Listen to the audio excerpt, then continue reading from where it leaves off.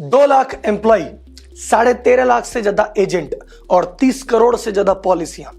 LIC का इतना बड़ा साम्राज्य है। अगर एलआईसी को ढंग से देखा जाए तो ये कंपनी नहीं, महाकंपनी है।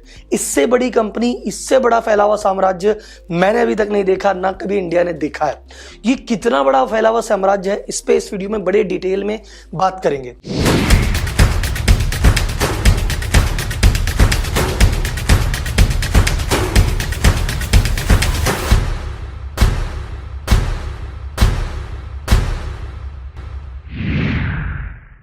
तो आइए सबसे पहले बात करते हैं एलआईसी की शुरुआत कब हुई और कैसे हुई।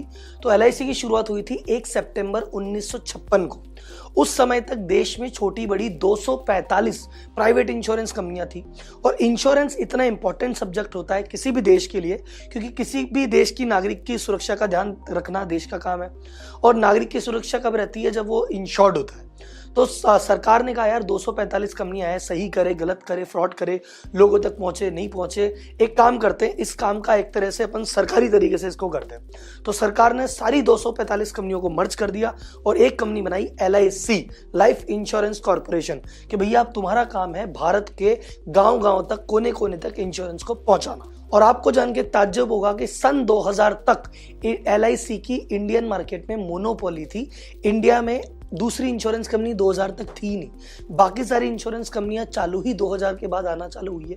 तो 44 साल तक एलआईसी इकलौता इंश्योरेंस देने वाला कंपनी थी। इसीलिए आज की डेट में हम कहते हैं, हम ये नहीं कहते कि हमने इंश्योरेंस पॉलिसी कराई है, हम बोलते हैं मैंने एलआईसी करा ली।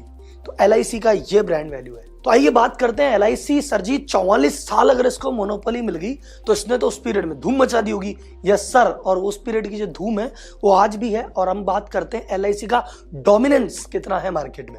एलआईसी भारत के 91% डिस्ट्रिक्ट में पहुंच रखती है। भारत के 91% जिलों में किसी न किसी रूप में, चाहे एजेंट के माध्यम से चाहे ऑफिस के माध्यम से, एलआईसी मौजूद है, जो कि बहुत बड़ी बात है। इतनी बड़ी रीच किसी की भी नहीं है। दूसरी बात अगर अपन करें एलआईसी के मार्केट शेयर की, तो एलआईसी का आज की डेट में मार्केट शेयर है 64%। 64% मार्केट शेयर है। तो आप सोचते होंगे चलो इसका 64 है, जो बाकी बचे को इसके आसपास टक्कर में होंगे। तो जो सेकंड नंबर पे वो है एसबीआई लाइफ, जिसका मार्केट शेयर है 8%। एलआईसी अपने सेकंड नंबर से 8 गुना ज्यादा मार्केट शेयर कवर करता है भाई साहब। इसे कहते हैं डोमिनेंस। अब एक सवाल आता है कि सर जी ये तो पुरानी इतनी सारी पॉलिसी चल रही है, इस चक्कर में हो गया होगा, नई पॉलिसी एलआईसी की तो आखिर लेगा तो लेगा कौन? सर जी अभी तक जो लोग पॉलिसी को नहीं भी लेते थे, कोरोना के बाद गांव में पॉलिसी का ट्रेंड बढ़ा और गांव में आज भी एलआईसी ब्रांड है। तो अगर हम नई पॉलिसी की बात करें तो नई पॉलिसियों में एलआईसी का शेयर है 66%। और सेकंड नंबर पे जो आती है आपकी एसबीआई लाइफ, उसका शेयर है 7.4%।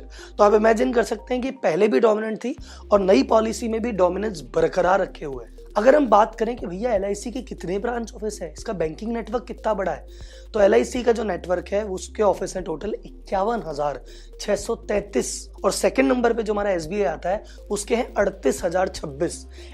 एसबीआई बैंक होते हुए भी 38,000 ही ब्रांचेस हैं, और ये इंश्योरेंस कंपनी होते हुए भी उससे 13,000 ब्रांच आगे चल रहा है। एलआईसी हर तरीके से बाकी दूसरे पे भारी है।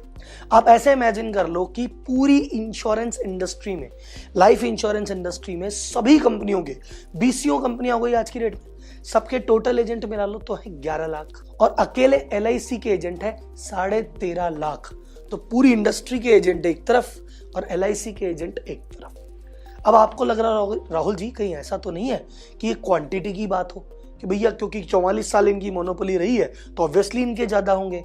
ये काम कितना करते हैं? सर काम भी ये बहुत ज्यादा करते हैं, क्योंकि एलआईसी के लोग कंपनी को एकदम है तो एजेंट पर घर जैसा मानते हैं। तो एलआईसी का एजेंट ऑन एन एवरेज, अगर मैं total policy divide by total agent का नंबर करूं तो ऑन एन एवरेज एक एजेंट साल भर में 15.3 पॉलिसी बेचता है। और सेकंड नंबर पे जो आता है एसबीआई लाइफ, वो है 3.9। यानी पॉलिसी बेचने के मामले में एक एजेंट बाकी एजेंट के कंपैरिजन में 4 गुना ज्यादा पॉलिसी बेचता है। अब आपके मन में एक सवाल और आ सकता है, अक्सर कहीं ऐसा तो नहीं एलआईसी वाले सस्ती बेचते हैं इसलिए ज्यादा बिकती होगी, बाकी लोग महंगी बेचते हैं इसलिए कम बिकती होगी? नहीं सर, अमाउंट पे भी बात कर लेते हैं। ऑन एन एवरेज अगर बात करें तो एलआईसी का एक एजेंट कितना रेवेन्यू जनरेट करता है? 4,13,000। और सेकंड नंबर पे जो एसबीआई है उसका एजेंट डेवलप करता है 2,30,000। तो इसमें भी डबल से भी ज्यादा रेवेन्यू अर्जित करता है। तो ये थी एलआईसी की डोमिनेंस कि एलआईसी भैया डोमिनेंट कितना है। और आपको एक बात एकदम फन फैक्ट आपको बताता हूं, एलआईसी आपको लगता है एलआईसी ऑफ इंडिया में होगी। सर इंडिया के अलावा एलआईसी का ऑफिस यूनाइटेड किंगडम में भी है, फिजी में भी है, मॉरिशस में भी है, इसकी सब्सिडरीज नेपाल में है, श्रीलंका में है, बांग्लादेश में है, बहरीन में ये ऑपरेशन करते हैं। अब हम बात करते हैं एलआईसी की मनी पावर की कि भाई साहब इसके पास पैसा आखिर है कितना और ये उस पैसे को इन्वेस्ट कहां करती है और कैसे करती है। तो एलआईसी के पास जो टोटल जितना प्रीमियम आता है वो सारी प्रीमियम इसको ही संभालना है कि इसका क्या करना है क्या नहीं करना, तो उसको कहते हैं AUM, असेट्स अंडर मैनेजमेंट। तो एलआईसी के टोटल कितनी असेट्स अंडर मैनेजमेंट है, तो वो फिगर 31 मार्च 2021 को था 36,20,000 करोड़। आप इस फिगर को ऐसे इमेजिन कर सकते हैं कि टोटल जितने भी इंश्योरेंस प्लेयर हैं, अगर उनका मैं टोटल AUM इकट्ठा करूं तो वो है X, वो है 100 रुपए, और एलआईसी का अकेले का है 330 रुपए, यानी उससे 3.3x, यानी सारे प्राइवेट इंश्योरेंस के AUM को ऐड करने से 3.5 गुना बड़ा अकेला एलआईसी है। यह होती है डोमिनेंस। इसको अगर सोचे चलो यार इंश्योरेंस सेक्टर तो अभी 22 साल पहले आई है, पर 22 साल पहले एक नहीं, मैंने पूरे इंश्योरेंस सेक्टर में जितनी कंपनी आई सबका टोटल लेके बताया। चलो फिर भी आपको लगता है दूसरा इंडस्ट्री भी कर दे, म्यूचुअल फंड इंडस्ट्री। आपको लगता है सर म्यूचुअल फंड की इतनी चर्चा होती है, इतनी बड़ी इंडस्ट्री।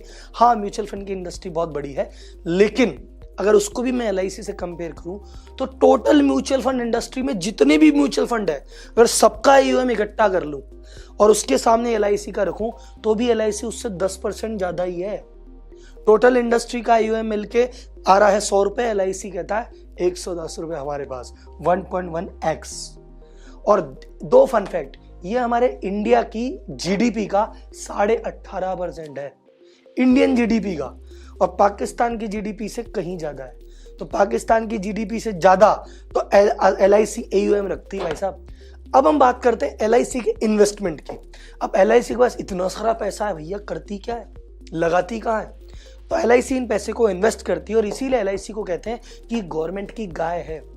गवर्नमेंट को जब भी पैसे की जरूरत पड़ती है, गवर्नमेंट एलआईसी की तरफ देखती है कि भाई साहब थोड़ा सा दे दो, क्योंकि एलआईसी के पास तो बस खजाने भरे पड़े हैं। गवर्नमेंट बॉन्ड इशू करती है, गवर्नमेंट ने कहा 10,000 करोड़ का बॉन्ड इशू किया, एलआईसी खरीद लेती है बॉन्ड, एलआईसी के पास 10,000 करोड़ रुपए गवर्नमेंट के पास। तो ऐसे करके टोटल अगर हम आज की डेट में बात करें तो एलआईसी का टोटल मार्केट इन्वेस्टमेंट की वैल्यू है 8 लाख करोड़ रुपए। तो एलआईसी ने मार्केट में 8 लाख करोड़ का इन्वेस्टमेंट किया है, और इन्वेस्टमेंट करते हैं दो कैटेगरी में, डेट में और इक्विटी में। तो एक तो होता है इक्विटी में इन्वेस्टमेंट, तो इक्विटी में इनका इन्वेस्टमेंट है 24.78%, यानी लगभग 25%, 2 लाख करोड़ मान लो।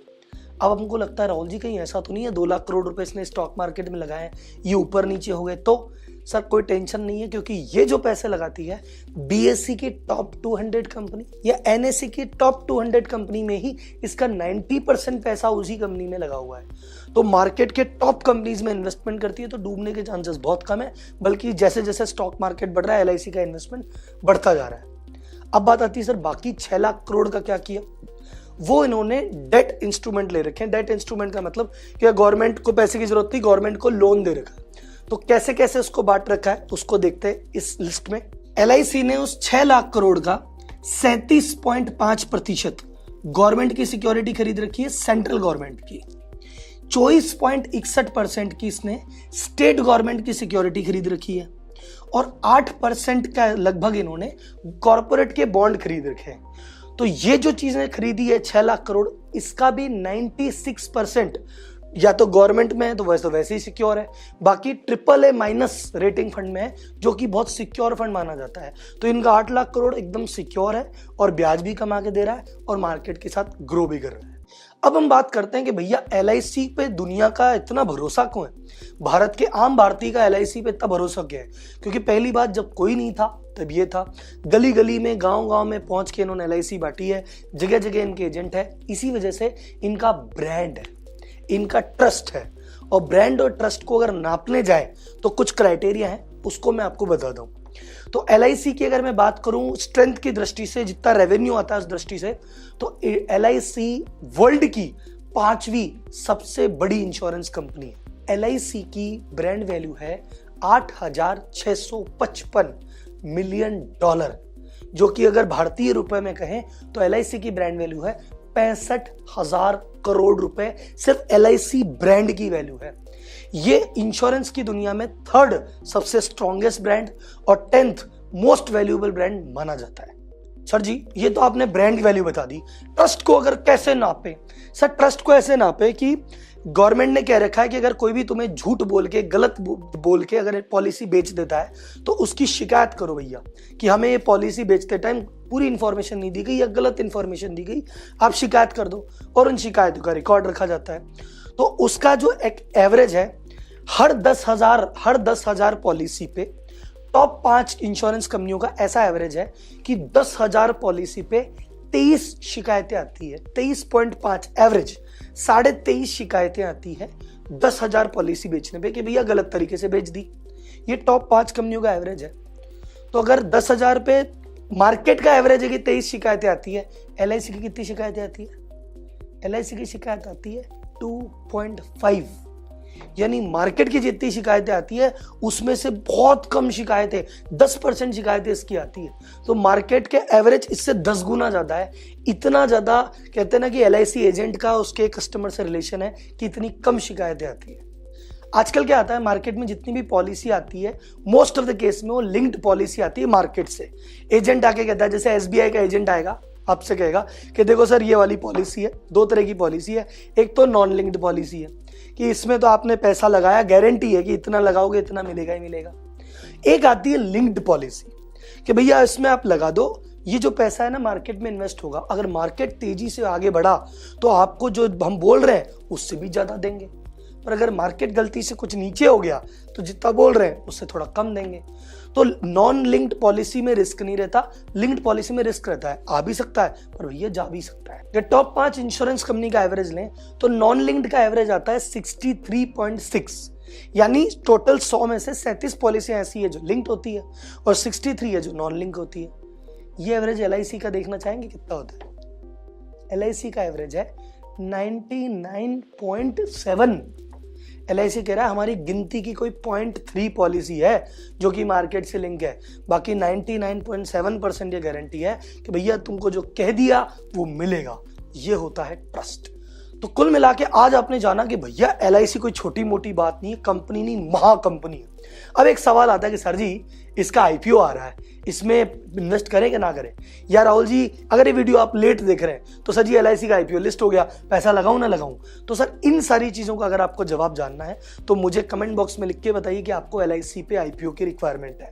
अगर आप कमेंट में इनफ कमेंट आ गए कि सर LIC के IPO में इन्वेस्ट करना चाहिए नहीं करना चाहिए, इस पर एक वीडियो बनाइए, तो मैं आपको डिटेल में बताऊंगा कि LIC की ये सारी पॉजिटिव चीजें हैं, पर उसकी नेगेटिव चीजें क्या है, क्या उसमें कमी है, क्या उसमें रिस्क है, या क्या फ्यूचर ट्रेंड है LIC का, उस पर मैं अलग से वीडियो बनाऊंगा। अगर आप लोगों का प्यार कमेंट बॉक्स में दिखा तो इस वीडियो को लाइक कीजिए, ज्यादा से ज्यादा शेयर कीजिए, हर भारतीय तक ये न्यूज पहुंचा दो कि भैया LIC कितनी बड़ी चीज है। और चैनल पर नए हैं तो सब्सक्राइब जरूर करके जाना। मैं कमेंट बॉक्स को देख रहा हूं, अगर इनफ कमेंट मिले तो अगले वीडियो की तैयारी पे लग जाता हूं। तब तक के लिए धन्यवाद। जय हिंद।